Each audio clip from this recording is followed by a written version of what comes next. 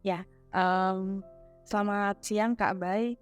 Jadi video ini diambil untuk mendengarkan cerita-cerita dari berbagai daerah terkait situasi implementasi Undang-Undang TPKS di daerah-daerah begitu. Nah, pertanyaannya tidak akan beda jauh dengan yang sudah diisi oleh teman-teman kemarin gitu ya formnya. Ini hanya untuk take video, kemudian nanti video ini akan disatukan dengan video dari lembaga-lembaga yang lain. Gitu sih Kak. Ya, ini. Oke, kita bisa mulai. Nah, KBRI pasca 1 tahun dari Undang-Undang TPKS disahkan gitu kan, situasi di Ambon gitu ya, situasi di Ambon itu seperti apa Kak terkait kasus kekerasan seksual? Iya, sebenarnya kan 8 itu kan pendampingannya tidak hanya Ambon, Maluku Tengah, Seram bagian barat, sebagian juga di Maluku Tenggara yang kadang-kadang merujuk walaupun jaraknya jauh, jadi itu melalui konsultasi seperti itu. Nah, untuk kasus kekerasan seksual itu kan dia sangat tinggi ya, dia sangat tinggi dan meningkat dari tahun ke tahun. Tahun 2023 juga kita lihat datanya di data 8 ini juga sudah sangat meningkat. Padahal ini baru pertengahan tahun. Nah, terkait dengan itu ya, implementasi undang-undang TPKS. Nah, implementasi ini kadang-kadang kalau kita lihat eh, di Kota Ambon sendiri menggunakan undang-undang TPKS ini baru pasal-pasal yang non fisik. Untuk kasus-kasus perkosaan biasanya untuk anak itu masih menggunakan undang-undang perlindungan anak. Jadi tidak menjabarkan menggunakan undang-undang TPKS. Padahal undang-undang TPKS ini ketika sudah disahkan harusnya sudah bisa diimplementasikan oleh APH, baik itu di kepolisian, kejaksaan maupun di pengadilan. Nah, karena terkait dengan restitusi tadi, bagaimana pemenuhan hak-hak korban itu perlu untuk diutamakan dalam menggunakan uh, undang-undang tidak pidana kekerasan seksual ini.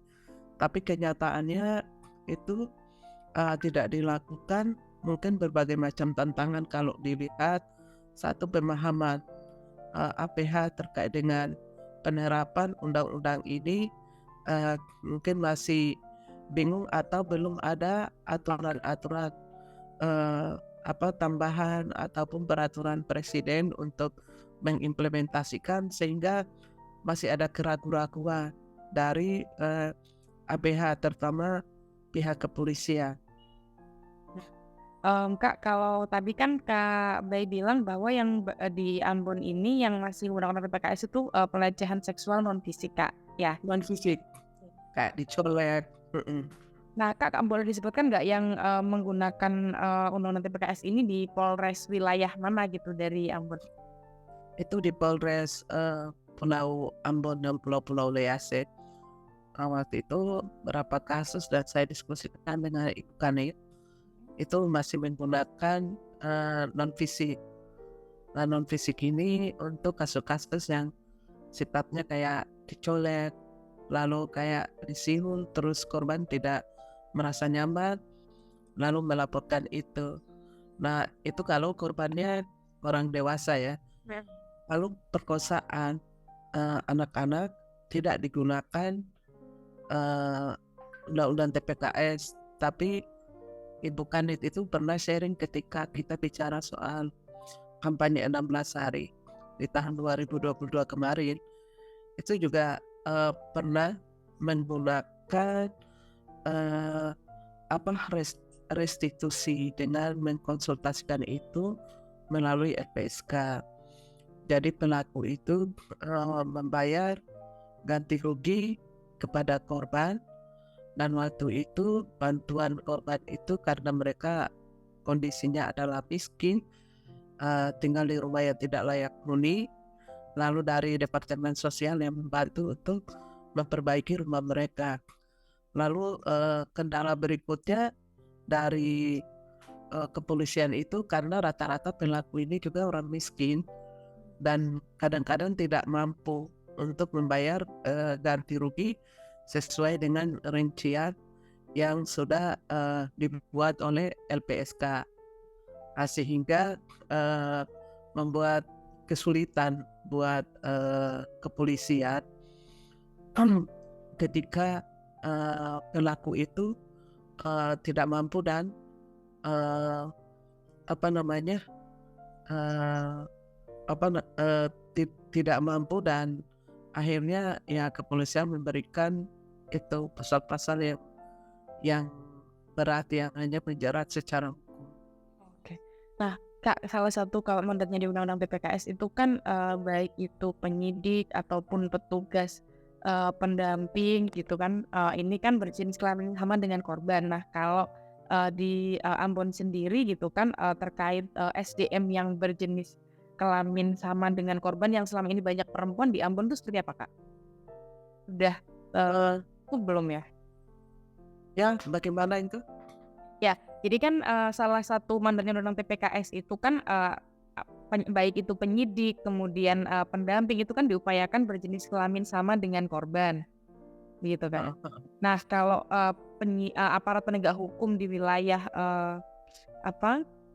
Maluku dan Ambon Iya. sendiri itu sudah seperti apa gitu kan? Apakah juga banyak juga yang penyidik berjenis kelamin perempuan atau masih terbatas, Kak Bay? Nah, kalau di Ambon penyidiknya rata-rata perempuan karena ada UPPA-nya. Yang jadi kendala itu ketika kasusnya misalkan walaupun terjadi di Polsek Pulau Haruku ataupun Saparua misalkan daerah kepulauan, tapi kadang-kadang dirujuknya di P2TPE di UPPA di Polres Pulau Ambon. Nah, yang saya pernah punya pengalaman itu ketika di Polres Seram bagian Barat. Rata-rata penyidiknya ini laki-laki, dan karena rentang geografis ini kan menjadi tantangan. Jadi kadang-kadang penyidik laki-laki ini yang melakukan proses penyidikan, dan itu beberapa yang mengalami tantangan. Artinya kadang-kadang tidak berempati dan tidak memiliki perspektif itu, sehingga membuat kondisi korban itu tidak terbuka dan ketakutan ketika berhadapan dengan penyidik yang laki-laki. Nah, tapi ketika kita memberikan berbagai macam masukan, akhirnya kadang-kadang untuk kasus-kasus seperti itu langsung mereka merujuk ke UPPA Polres. Tapi ketika kami sampai di UPPA Polres di Kabupaten Seram bagian Barat, penyidiknya laki-laki karena memang tidak memiliki penyidik perempuan, atau di UPPA itu hanya perempuan. Nah, tapi di tahun 2003 di bulan Mei itu sudah diganti. Jadi sekarang mereka mulai, ketika kita banyak memberikan masukan dan kritikan ke Polda, lalu akhirnya sudah mulai ditempatkan ketika penerimaan poluan, dan sudah beberapa yang ada di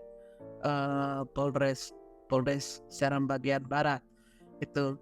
Nah, kalau di Maluku Tengah penyidiknya di UPPA itu perempuan, Ibu Erni itu, dan kita sangat kooperatif begitu.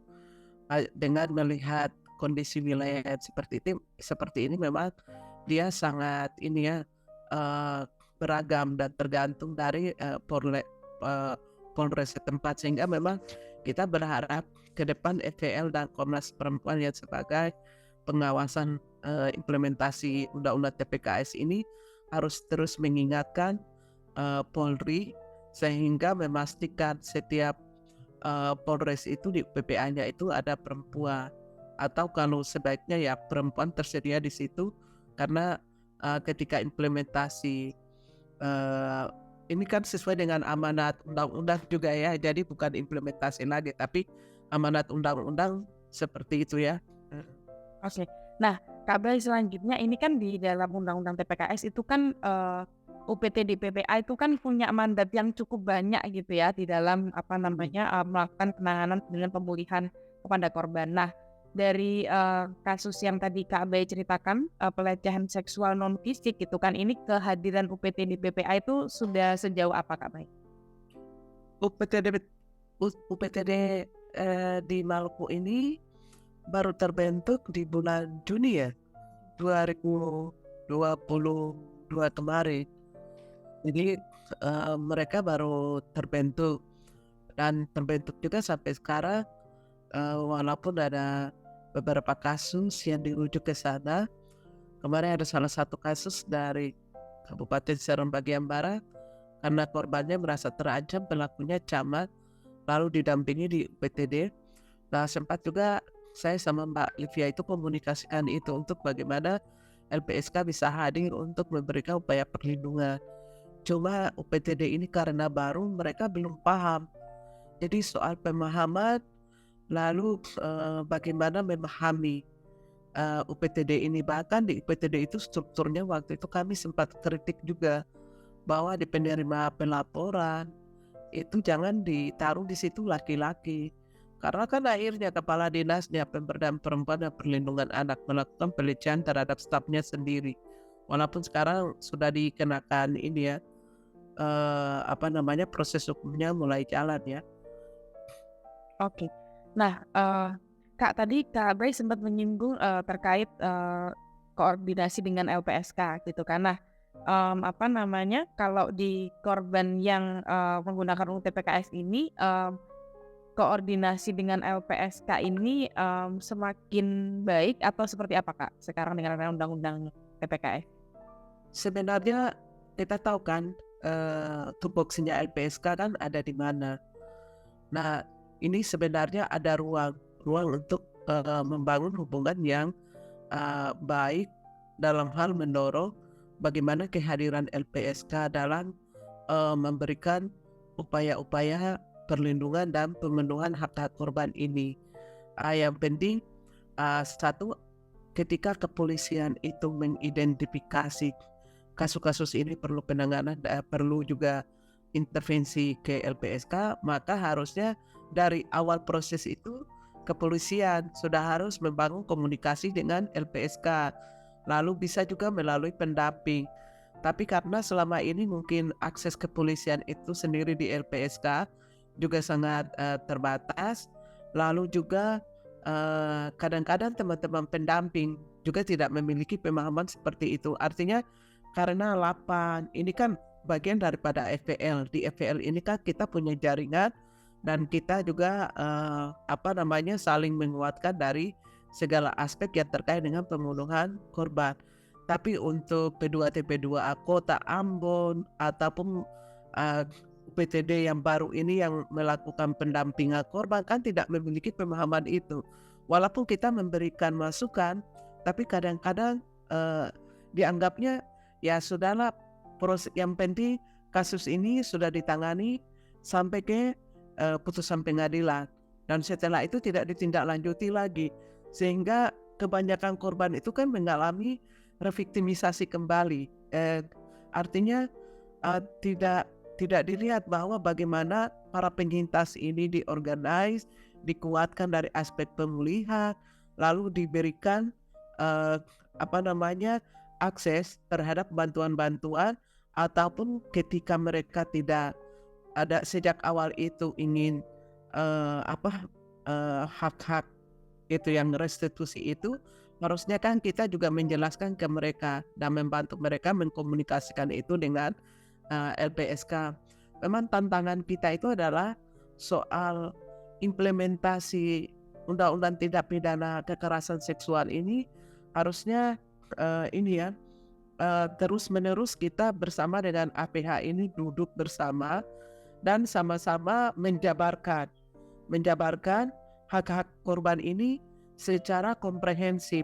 Jadi kalau kita bicara soal pemenuhan hak, pemulihannya itu ada di mana, keadilannya itu ada di mana, lalu bagaimana restitusi itu kalau tidak dari kepolisian memfasilitasi itu, maka kejaksaan ataupun sebelum putusan di pengadilan itu hakim sudah menyampaikan kepada pelaku bahwa selain ada putusan hukum pidana, tapi hak korban restitusi ini juga harus dibayar. Jadi bayar dulu, barulah putusan pidana itu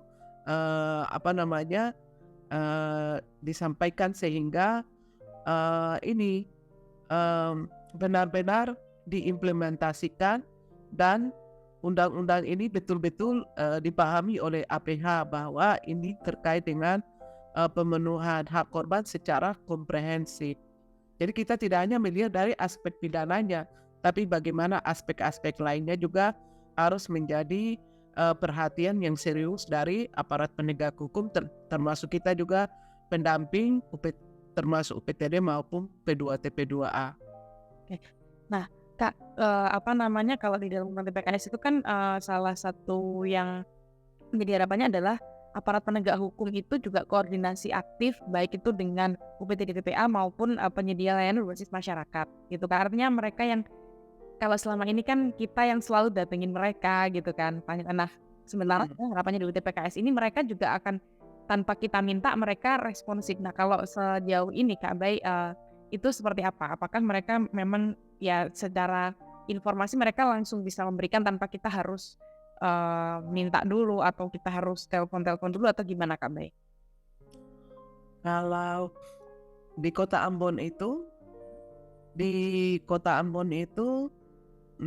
karena ada P2T P2A di sana ya yang selalu stay di Polres ya.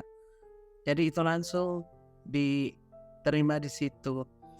Tetapi karena tidak ada ruang mendiskusikan ini atau ada ruang pertemuan yang diinisiasi baik itu oleh DP3A kota maupun provinsi ataupun UPTD terkait atau P2T P2A, sehingga untuk membangun sinergitas dan bagaimana peran daripada UPPA setempat dengan para pendamping dalam hal mengimplementasikan undang-undang TPKS ini, sehingga APH pun tahu bahwa ketika ada kasus yang datang itu sendiri yang didampingi oleh keluarga ataupun korban datang sendiri, itu mereka langsung mengontak.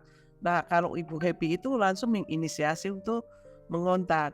Tapi itu untuk kasus-kasus yang ada di kota Ambon. Tapi kalau kasus yang di Maluku Tengah itu sama sekali tidak difasilitasi seperti itu. Jadi kadang-kadang kami dapat rujukan dari wartawan, dapat rujukan dari korban-korban yang dulunya itu atau para penyintas itu akan bercerita bahwa dulu anak saya jadi korban didampingi oleh Lapan, dan akhirnya mereka berikan kontak kami. Setelah itu kami melakukan penjangkauan, lalu home visit itu terus kita mulai koordinasi diskusikan dan kita lihat ada hambatan di sini selama penanganan di kepolisian, dan akhirnya kita mengajak korban bersama keluarganya kita datangi kepolisian dan kita melihat dari unsur-unsurnya termasuk pasal-pasal dan penerapan undang-undang apa yang dilakukan. Tapi untuk kasus anak itu kadang-kadang kami juga berdebat karena mereka tetap menggunakan undang-undang perlindungan anak, kecuali kasus pembunuhan, perkosaan lalu dibunuh. Waktu itu kalau tidak salah di Aru, karena keluarga korban kontak saya dan saya kontak kepolisian minta itu harus ada penerapan undang-undang TPKS. Maksudnya TPKS selain undang-undang perlindungan anak. Dan menurut keluarga korbannya mereka bilang, nah kepolisiannya bekerja sangat kooperatif.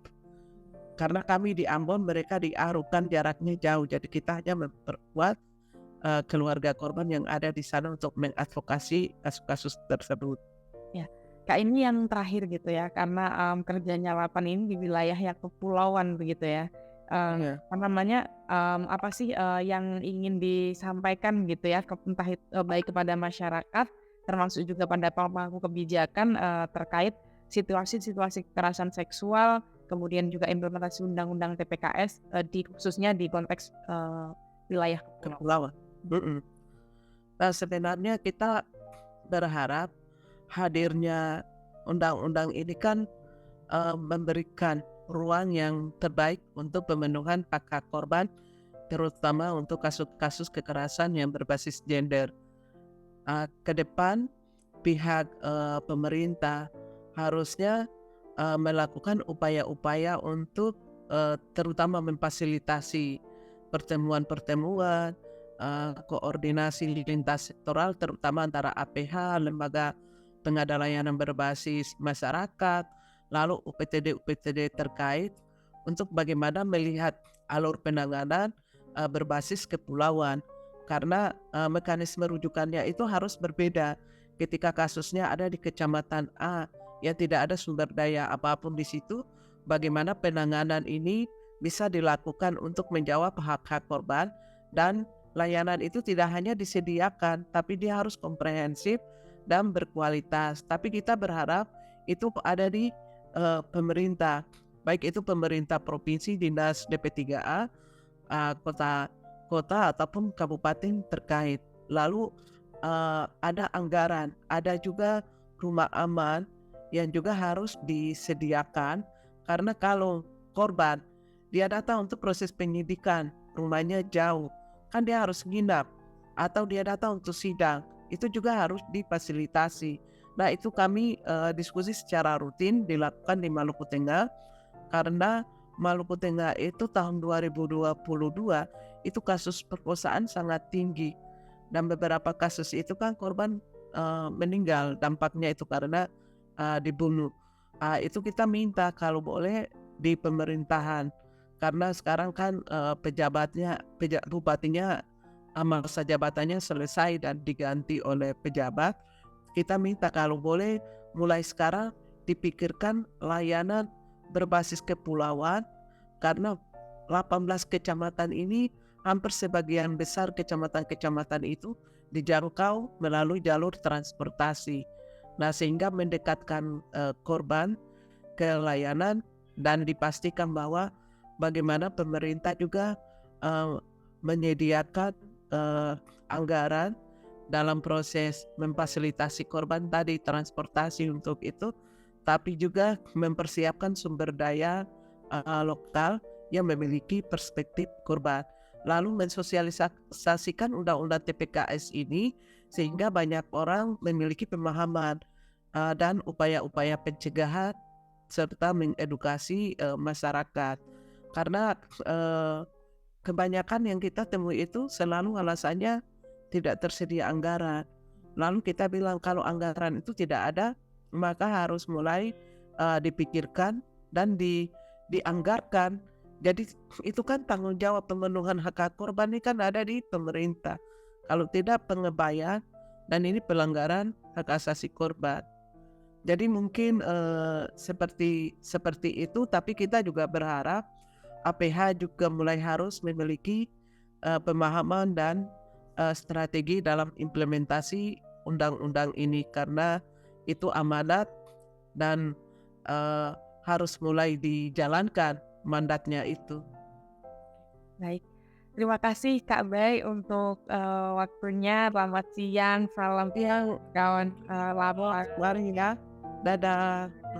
Akan Ya.